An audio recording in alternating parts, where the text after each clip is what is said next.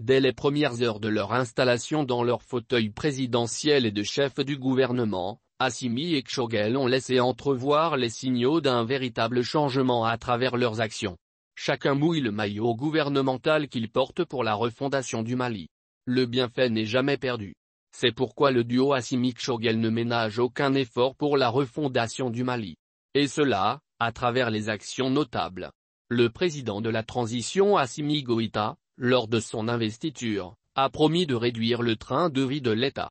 C'est ainsi qu'il a décidé d'investir les 2/3 du fonds de souveraineté dans les actions sociales.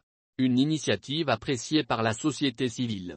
S'agissant de la réduction du train de vie de l'État, on peut le constater lors de la présentation du bilan des 100 jours au pouvoir.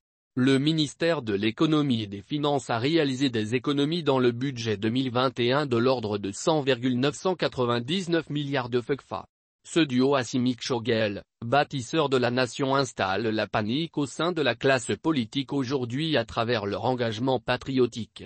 Dans le domaine de l'agriculture, les techniciens de surface n'ont pas caché leur satisfaction par rapport au prix fixé du coton qui s'élève à 280 CFA par kg. Selon les producteurs du coton, c'est la première fois que le prix du coton atteint ce plafond. Autre fait marquant est l'installation des 10 appareils de dialyse au CHU du Point G et la mise en marche des équipements de réanimation de dernière génération au service de pédiatrie et de réanimation du CHU Gabriel Touré.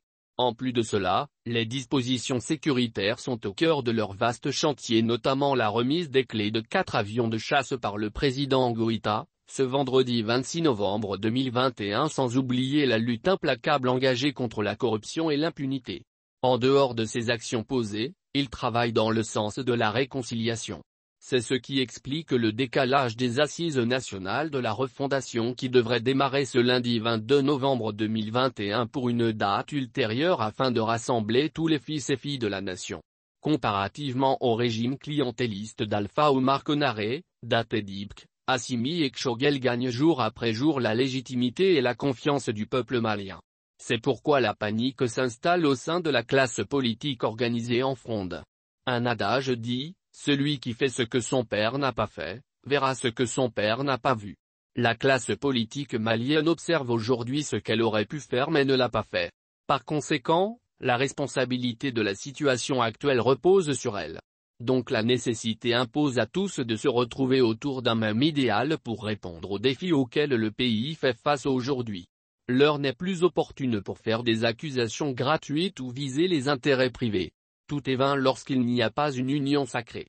Aucun développement n'est envisageable sans la paix et la cohésion sociale, lorsque la division s'installe dans les rangs des fils et filles d'un même pays.